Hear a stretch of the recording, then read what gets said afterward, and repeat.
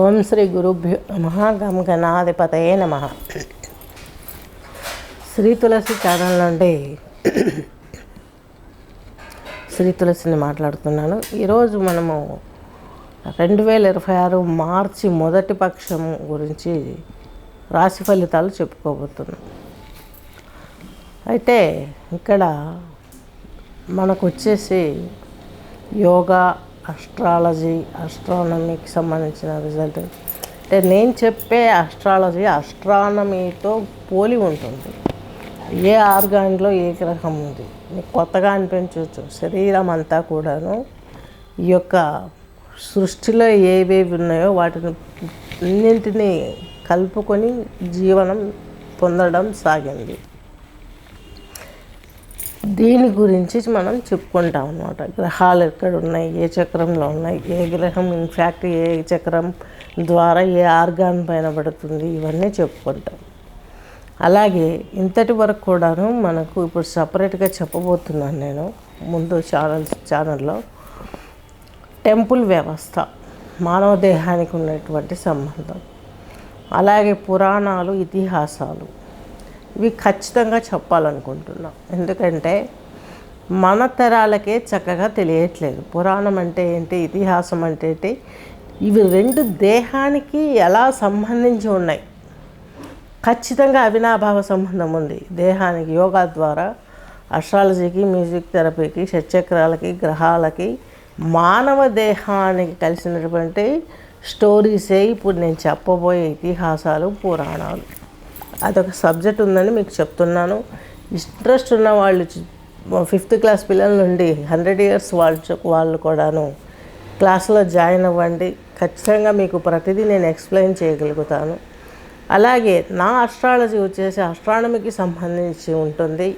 So యోగాలో దీనికి సంబంధించి గ్రహ సిస్టమ్ అంతా ఇలాగే ఉంటుంది కాబట్టి డిఫరెంట్ ఫలితాలు అనేటివి మీకు ఖచ్చితంగా మీకు జరిగేటివే జరుగుతాయి. ఖచ్చితంగా మీరు విని ఒకసారి పరిశీలించి మీరు తద్వారా ఆచరించి నలుగురికి చెప్పగలరని ఆశిస్తూ, నెక్స్ట్ కర్కాటక రాశి తీసుకున్నట్లయితే ఈ యొక్క పునర్వసు నక్షత్రం 1 పాదము, పుష్యమి 4, ఆశ్లేష 4. మీకు వచ్చేసి 6వ ఇంటి అధిపతి, 9వ ఇంటి అధిపతి అయినటువంటి గురువు వచ్చేసి మీకు వ్యయ స్థానంలో ఉన్నారు. తద్మూలకంగా మీకు శత్రుజయము, రుణ విముక్తి ఇవన్నీ కలిగే అవకాశాలు కర్కాటక రాశి వారికి చాలా బాగుంటుంది. నెక్స్ట్ వచ్చేసి శుక్రుడు వచ్చేసి మీకు ఈ కర్కాటక రాశి వారికి దశమ కేంద్రంలో ఉంటాడు. భాగ్యస్థితిలో 25వ తేదీ వరకు ఉంటాడు కాబట్టి ఈ మొదటి పక్షం కూడా మీకు భాగ్యస్థితిలో ఉన్నాడు కాబట్టి తండ్రి గారి సపోర్ట్ బాగుంటుంది, ఉద్యోగంలో బాగుంటుంది, లాభాలు మీరు ఎందులో ఇన్వెస్ట్ చేసినా లాభం జరిగే అవకాశం ఉంది.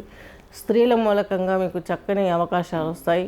అలాగే సంతానానికి సంబంధించినటువంటి ఫలితాలలో కొంచెం ఇబ్బంది కలిగే అవకాశం ఉంది.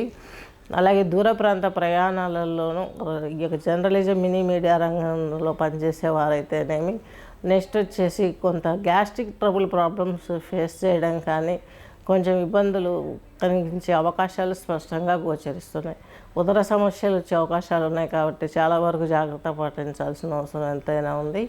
అలాగే నెక్స్ట్ వచ్చేసి రవి భగవానుడు వచ్చేసి ఇక్కడ మీకు కర్కాటక రాశి వారికి భాగ్యస్థితిలో ఉన్నాడు కాబట్టి ఈయన మీకు 2వ ఇంటి అధిపతి. చక్కని అనుభూతులు వస్తాయి. ఎందుకంటే భాగ్యస్థితిలో ఉండడం అనేది కర్కాటక రాశి వారికి రవి, శని ఇద్దరు కలిసి ఉండడం అనేది కొంత మంచిది. దానికి మంచిది అని చెప్పడానికి రీజన్ కూడా ఉంది. ఎందుకంటే రవి రాజు కాబట్టి ఆయనతో కలిసి ఉండడం మిశ్రమ ఫలితాలను ఇస్తుంది. కోణంలో యోగించరు. శని యోగిస్తాడు, శని యోగించడు, రవి యోగించడు. కానీ ఇక్కడ యోగించడానికి కారణమైనటువంటి ఒక వ్యవస్థ మనకు ఉంది. శుక్రుడు ఉన్నాడు అక్కడ. మీకు కర్కాటక రాశి వారికి భాగ్యంలో శుక్రుడు ఉన్నాడు. 14/3/26లో మీనంలోకి వచ్చిన రవి, అలాగే శుక్రుడు, శని ఉంటారు. దీని మూలకంగా మీకు మంచి జరుగుతుంది. శుక్రుడు మీకు మంచిని కలగజేస్తాడు. మీ ఆలోచనలు సవ్యంగా ఉంటాయి. మాతృమూర్తితో మీకు కొంచెం సహాయ సహకారాలు లభిస్తాయి. ఉద్యోగంలో మీరు అనుకున్నటువంటి స్థాయికి వెళ్తారు. షేర్ మార్కెట్లలో ఇన్వెస్ట్ చేసే వాళ్ళు చాలా జాగ్రత్తగా ఆలోచించి చేయాల్సిన పీరియడ్ ఇది. అలాగే మీకు చతుర్థంలో 2వ ఇంట్లో కేతువు ఉన్నాడు. ఇంట్లో కొంచెం డిస్టర్బెన్స్ జరుగుతుంది. జాబ్ ప్లేస్లో కావచ్చు, మ్యారేజ్ విషయంలో కావచ్చు, ఈ విషయాలలో కొంచెం డిస్టర్బ్డ్గా ఉంటారు. మీరు కొంచెం ఆచితూచి పెద్దవాళ్ళు చెప్పింది కూడా ఆలోచించగలిగి, అలాగే సూర్య నమస్కారాలు చేసుకోగలిగితే, కేతువుకి వచ్చేసి చిత్రగుప్త దర్శనం చేసుకోగలిగితే ఆ స్తోత్రం విన్నా కూడా మీకు ప్రాబ్లమ్స్ తొలగిపోయే అవకాశం చాలా స్పష్టంగా గోచరిస్తుంది. స్వస్తి.